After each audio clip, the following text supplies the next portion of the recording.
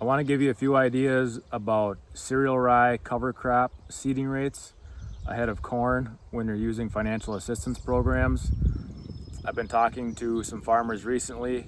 They feel like their seeding rates have been a little bit high with their cereal rye. They've been using around 55 pounds of cereal rye per acre. I talked to Mark Kubish recently in Renville County, and he was showing us his cereal rye this spring. He had planted in September.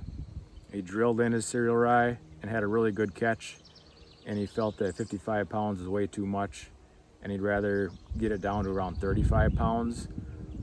The problem with that is if you're using financial assistance programs, there are rates that you have to follow, and the 35 pounds would be below the rates that would work with financial assistance programs, most of them, according to NRCS specifications. So I guess I got a few ideas on how to manage that. There is some flexibility in the cover crop standard, and we'll talk about that. So number one is just to be aware of what the seeding rates are, what the NRCS seeding rates are, and they've changed a little bit. So you can actually go down to 40 pounds of cereal rye. I'm talking about pure live seed here and all this. It's always about pure live seed. So 40 pounds pure live seed before October 1st. So if you're planting before October 1st, you can go down to 40 pounds of pure live seed, whether it's incorporated or not incorporated. After October 1st, you can go down to 40 pounds of pure live seed if it's incorporated in a strip till or no-till situation. If you're in a mulch till situation, you can go to 50 pounds.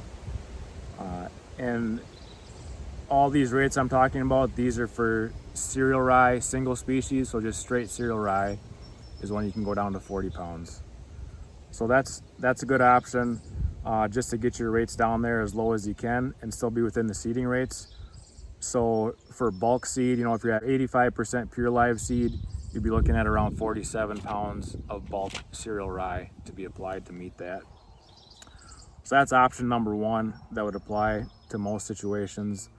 Number two would be if you're planting before October 1st, like Mark was, you can mix in a winter kill species. So a good example would be mix in 15 pounds of oats and 30 pounds of cereal rye. So there you're getting your rye rate down, and then also you have the oats in there. And of course the oats are going to winter kill, and you'll just be left with that lighter rate of rye to deal with in the spring. So that's a really good option if you are planting in that September time frame. The third option or idea would be to switch to something like triticale up to November 1st. So triticale, you'd need to have 50 pounds incorporated, but the benefit of triticale is that it's slower to mature in the spring, so it's going to stay vegetative longer than the cereal rye will. So hopefully give you a little more opportunity to terminate the cover crop before it starts to compete with your corn. And it also is just going to produce less overall biomass. So you're going to have a lower carbon and nitrogen ratio and just less material to break down overall with triticale versus cereal rye.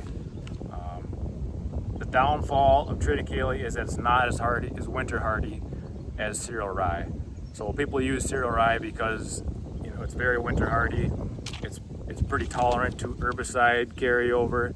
So as far as cover crops go in our area, it's the most reliable if you want to see something growing out there.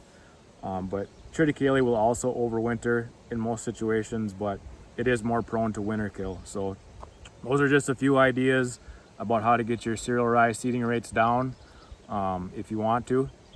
And as always, I guess check with whoever you're getting financial assistance through to make sure that they know that you do want to get your rates down and to work with them on what your final seeding rates are going to be.